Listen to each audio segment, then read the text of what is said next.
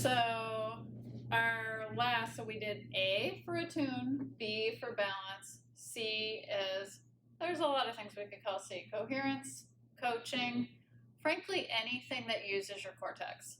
So remember, your cortex is like the thinking part of your brain, right?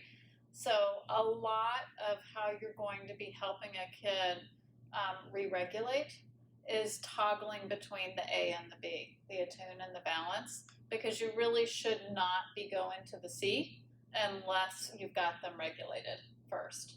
So that's kind of why telling, if you have a kid that's having a meltdown and you're like, if you don't cut this out, I'm going to take your bike away for the rest of the weekend. And then the kid flies off the handle. That's it. Now I'm taking it away for a week. And now you have lost it for a month. But the thing is you're assuming your child can respond to reason, and threatening a limit involves reason. If you have a kid who has flipped their lid, and once again, any kid that has trauma is going to be more at risk of that, of kind of having more extreme responses to dysregulation, then that's why you really got to pay attention to your A and your B. And similarly, if you're getting heated up as a parent and trying to de-escalate a kid, and you have a partner that says, hey, can I spot you? And you're like, I got this. If you don't want to be relieved, chances are you're not calm enough to be the parent that's dealing with the situation, because that right there sounds like your cortex is not fully online.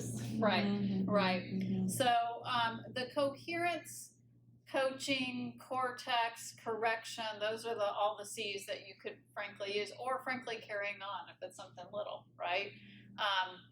That it could really range from adding a mantra of, we got this, we can do hard things, you're safe. For kids that have had early deprivation, I don't know if any of y'all have had a relative that survived the Great Depression, but anyone that's gone through a time in their life where they have had deprivation or feared for not having food, it is a primitive light switch that can be turned on and can last the rest of your life. And so for kids that start out that way, they are more at risk for behaviors like hoarding or stealing or gorging on food. And so an example of a C might be every single time you're giving a kid food of like, you can trust me to meet your needs. That's a C, that's a cortex.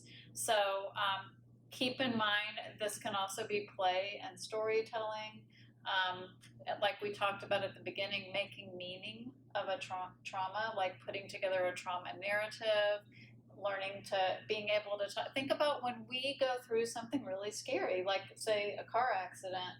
We tend to talk it out to someone like, oh my gosh, you wouldn't believe, and then this car cut me off, and then I was like, oh my gosh, and that's kind of our way of making meaning so that we're able to process it and get it stored into that brain library. And when we have had something abnormal happen in our life, it is normal to feel abnormal. And your brain can't process it. So all of us have trauma symptoms after a traumatic event. Usually it's short-lived, and once we're able to make meaning of it and we can get it stored away, we still have the memory, but it's not grabbing us emotionally like it did. So you want to look for natural moments, and you want to dose it, because you cannot overprocess something or your kid's going to shut down or flip out on you. If you have had a traumatic death of a parent and your child is in the grocery store and tells the grocery clerk, my mommy died, and then you may think, oh, she really wants to process this. And then you get out in the car and you're like, let's talk about mommy. And do you want to, and then the kid freaks out on you. That's because you haven't dosed it. That we have to kind of keep it in what a child can tolerate. An example of this is one of my sons, who's adopted years ago when he was little, had gone to a group for kids that were adopted. And I picked him up, and they had uncorked some curiosity in him, and he asked a pretty loaded question about his birthday. And so psychologist in me is like, ooh, I want to get this right? So I'm like answering his question, and then I'm thinking, oh, I'll tell a little more. And so I'm like processing it. And in the back seat of the car, he says, you know, if you keep talking, I'm not going to ask more questions, which was a reminder of we sometimes as adults talk too much, so really trying to pay attention to that and stay in the zone of what our kids can handle. So the slide that you have right now is an example of how we have mental models about relationships. We don't even realize that this is laid down very early in life. Good news, if we had unsafe caregivers early on in life or unpredictable caregivers, and we developed a mental model of I can't count on people to be there for me, people will leave me, if I cry no one's going to come. If that's my mental model for relationships, that's not good, because that's a survival mental model. With work, all of us can change that. People that start out life with what we would call an insecure attachment, where they're not able to count on others to be there for them, or to be able to be soothed by a caregiver, that with reflection and our own journey, we can get to what we would call a resolved relationship pattern. So yes, good news. If you had a traumatic childhood yourself and you were kind of utilizing survival mental model in relationships, you can shift to more of what we have listed on the slide of the family model. When we work with kids that are adopted, particularly kids that are adopted at a later age, I will often ask, like, what's your family age, which tends to surprise kids. But it's kind of a nice face-saving way of helping them to understand you have had a shorter time than other kids in your class to learn family skills.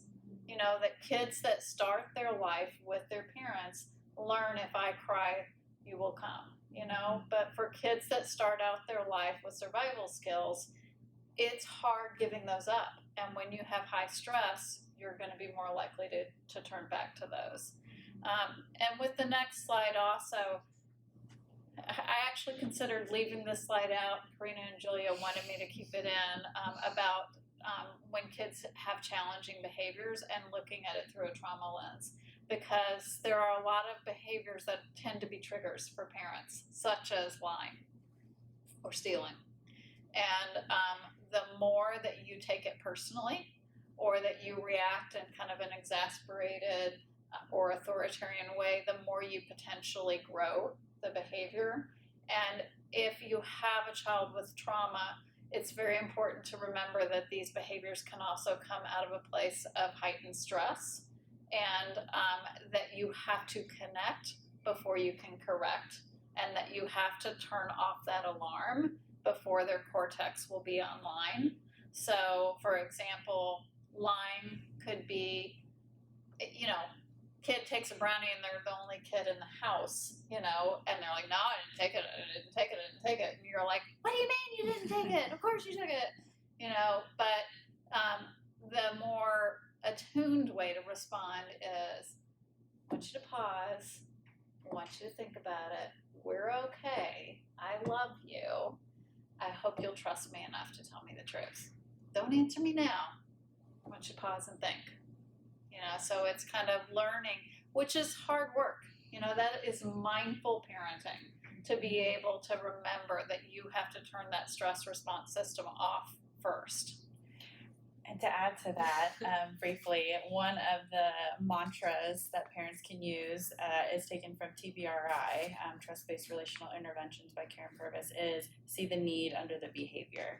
So as you're trying to regulate yourself as a parent and you're seeing these behaviors in your kids, whether that's hoarding or lying, and you're getting amped up, like Ally had mentioned, one mantra you can use is see the need under the behavior, see the need under the behavior. I think another important thing to note is, as Ally mentioned, oftentimes these behaviors or these survival skills are being used in the context of heightened stress.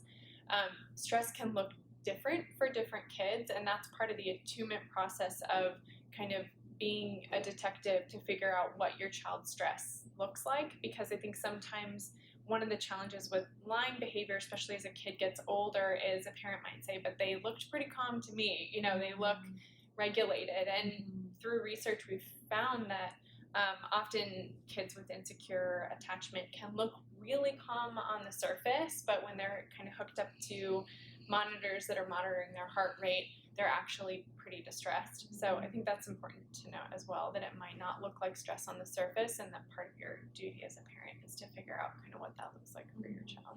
So an example of this is in Bruce Perry's first book, The Boy Who's Raised as a Dog. He gives an example of when they rescued a bunch of children from the disaster that happened in Waco. And these children's parents were still in the compound. And they were separated from their parents, and they'd been in this cult environment. And they, for a period of time, were kind of hyper compliant, looking very well behaved. And he was trying to explain to the staff at this, where the kids were being sheltered, that these are kids that are actually in trauma. And he ended up demonstrating this by measuring their heart rate through the roof. But you would not know that looking at these kids, because they had been so cooked in this environment of hyper compliance, kind of frozen watchfulness. The other thing I want to mention before we get to talking a little bit about, so what do you do? One other thing that anyone can be doing, and Karina mentioned this earlier, and we talked about it a little bit in the balance part, we tend to heal through patterned rhythmic interactions and relationships. And if you look at this slide, it also has a lot of pictures that demonstrate this. But, a lot of our knowledge about how we heal through rhythm comes from people with traumatic brain injuries. That rhythmic movement is healing at the brain level. And if you compare that with relationships, dancing together, swinging in a hammock together, swimming together, massage, horseback riding, biking, that these are all kind of rhythmic movement. And when you think about even just at the beginning of our life, across all cultures, we tend to rock babies at the same beat across cultures of 60 to 80 beats per minute, which is the same as the heart rate that a child would experience in the womb. So our systems are literally wired to maintain balance and to stay in regulation, and that's part of what we're working towards. Or so. Turn it over to Julia.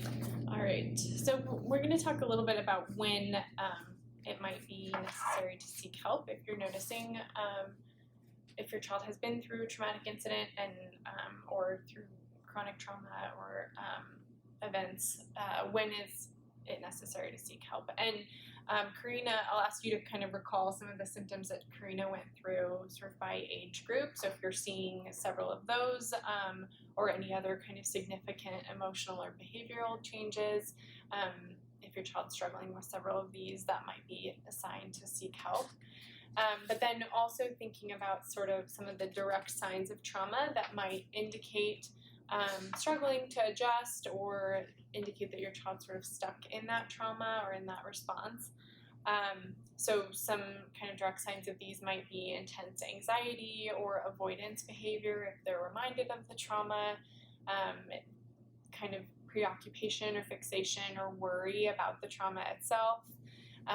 Some of those trauma themes that Karina mentioned that may come up in play or conversation or art, if the trauma was of a very violent nature, if there's a lot of kind of violence, unresolved violence kind of coming out in their play, or if the trauma involved sexual abuse, if there is sort of inappropriate sexual themes coming out, those might be signs that they need sort of more help, or significant acute stress symptoms, so those kind of nightmares or that heightened startle response, those signs that stress system might be kind of stuck in go mode, or that kind of hypervigilance.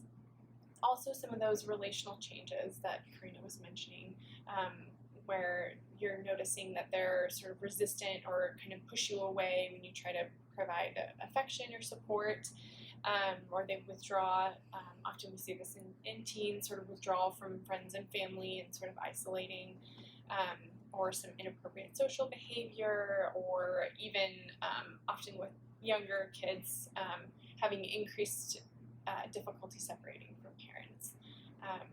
So another, also kind of encourage you to think back on the vignette that we described of some of those symptoms kind of playing out, and with traumatic grief, if your child's having difficulty even really reminiscing about the person they lost, all these kind of signs might be signals that it's time to seek help.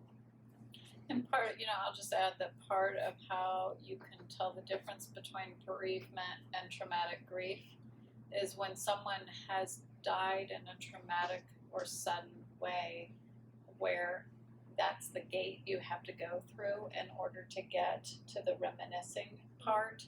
And if they can't go through that gate, then they are stuck on the death instead of that person's life. So that's a part of the healing journey, is to walk with them and doses that they can handle through that door so that they can hold on to the memory and meaning. What does quality help look like? So when you're thinking about seeking services for your child, there's a few things that we'd like to mention that are really important to keep in mind. We'll talk a little bit about evidence-based trauma treatments. So the trauma field is still very much developing. We're learning more every day. And we've also been known to make some mistakes in the past in terms of what we thought would be helpful. So when we say evidence-based, these are treatments that have been researched or based in theory, but then researched through clinical trials and have shown successes in the clinician's clinical experience. So these aren't just based on theory alone. They've kind of tried and true. So one example of sort of the lessons that we've learned as a trauma field is the example of the aftermath of 9/11. There were a lot of well-meaning providers kind of rushing to the scene to provide trauma services for survivors of the attacks. And we learned that actually a lot of that rushing to process the trauma heightened trauma response and did more damage than it did good. And that's where the term psychological first aid has come from, that we realized that we really, in the direct aftermath of a trauma, we really need to be meeting basic needs and helping connect people to support and helping get them back in their daily routine. We need to be able to get that lid engaged again. We need to be able to help them feel safe and regulated before being able to kind of process through that trauma. So we're doing things differently now, but that's kind of what Ally was mentioning about kind of being able to dose that processing when a person is ready for it. So some of these treatments, I'll kind of highlight a couple of them, but we have a list here on this slide. Trauma-focused cognitive behavioral therapy is really kind of seen as the gold standard for processing trauma for kids and teens. It's got a ton of evidence behind it. It's been modified for work in schools and sort of group settings. And it focuses on providing psychoeducation for the child and their parents on what trauma symptoms look like, helping identify and cope with trauma triggers, helping to process through the trauma and correct any sort of distorted beliefs about it, and then helping the parent kind of learn about that processing as well, and helping them to kind of further foster the use of those skills outside of the therapy room. Trust-based relational intervention, TBRI, all of that emphasis on connecting before correcting that Ally mentioned, and a lot of this sort of attachment-based healing through relationships really is a big part of TBRI, and I'll talk more about that when I talk about the services that we offer. Eye movement desensitization and reprocessing therapy, EMDR, prolonged exposure, all of these are also well-evidenced trauma treatments. Parent-child interaction therapy is often used more for younger kids with kind of bigger behaviors, and helps parents kind of work with their kids to further strengthen that relationship and manage those difficult behaviors. So we really want to emphasize it's important to steer clear of therapies that don't have any evidence base, and kind of it's important to do your homework to make sure that these modalities that are being used are ones that have really have the evidence behind them. Also steer clear of anything that seems coercive or maybe age inappropriate for your child. And then sort of outside of these modalities, we have these kind of core elements of quality trauma therapy that we thought we'd mention. One thing is involvement of parents, and this is really important in any therapy, and not just trauma therapy for kids. If obviously it will depend on kind of the age of your child and the nature of their trauma, but as we've been kind of harping on about this whole talk, healing really occurs through relationships. Your child spends their whole life outside of the therapy room with you, so it really makes sense that you would be integrated into that, whether it's more sort of working on the connection and helping attune and all of that with your child in the therapy sessions, or if your child's a teen, maybe it's coming in at the end and going over ways to help support your child, but that involvement is really important. And then the timing of the processing, as we've kind of been alluding to, is very important. So if we jump in too soon, which is one pitfall of trauma therapy, then those resources aren't built yet. That ability for your child to kind of cope with distressing emotions and re-regulate and all of that.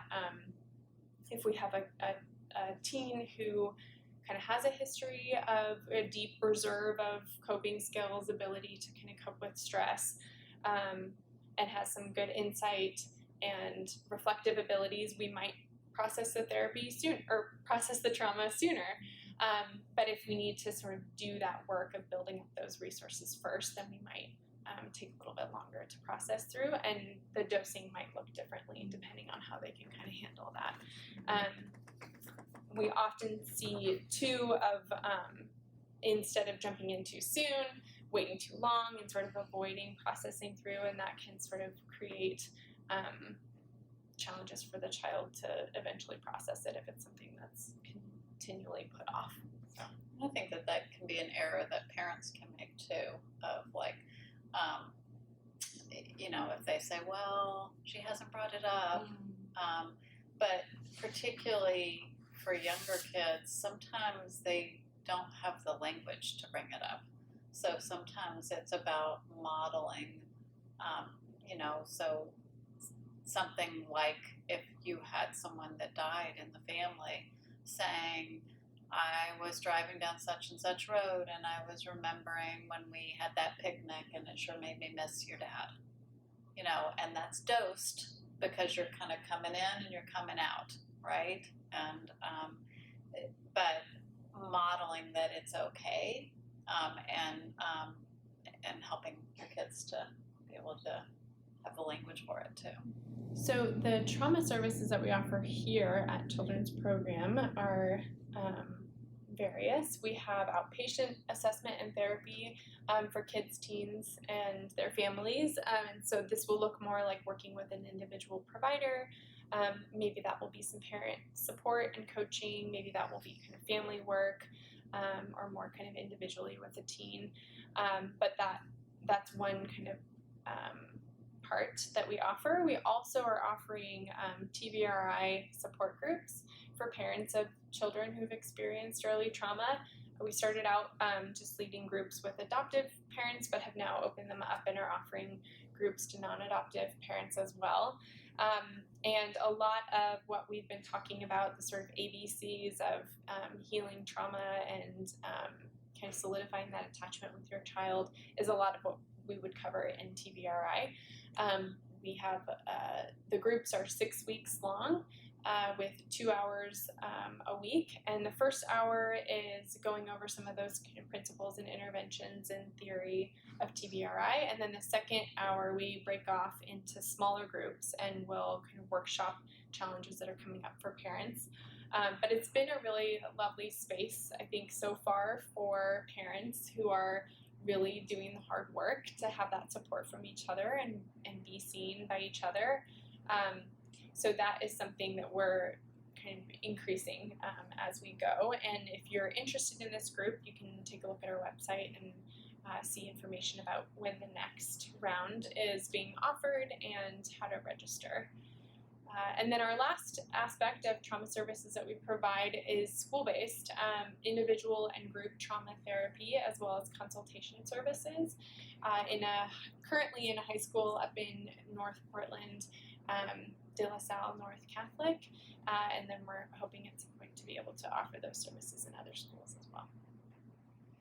Yeah, and I'll also add, because who knows how long the life of this video on our website will be, that we hope to extend our services to groups at the clinic, particularly for teens that have experienced trauma, or also a support group for either middle schoolers or high schoolers that are adopted. So, and maybe a Spanish speaking TBRI group as well. oh, well, there you go. So I want to just close us out by circling back to some of the strategies that I think are really important to hold on to as a parent, of what you can do now, be mindful and regulated yourself, resolve your own losses and traumas. We understand that many of you may be experiencing trauma symptoms yourself, and it's very hard to help your child heal when you also are trying to heal and put your family back together if you've gone through something hard.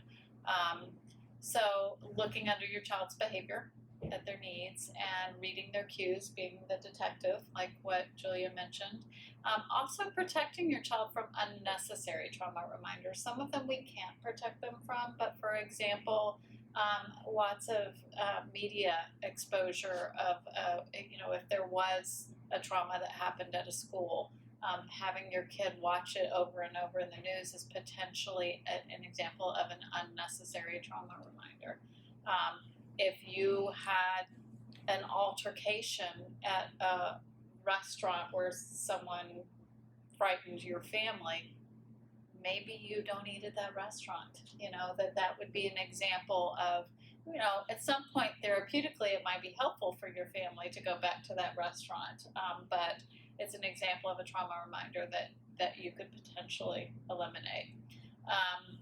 Provide sensitive, responsive caregiving. We do a lot of evaluations of foster families or resource families at the clinic here at Children's Program, and you will not see a report that goes out from a psychologist at our clinic that doesn't have a recommendation of sensitive, responsive, secure, predictable caregiving.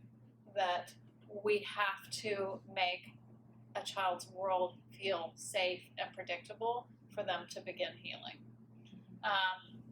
And that does, I think that the other thing is sometimes parents feel like being attuned or being soothing means being permissive. And I want to correct that kids need limits. Kids need to experience frustration. That part of how we build resiliency is by experiencing stress and recovering.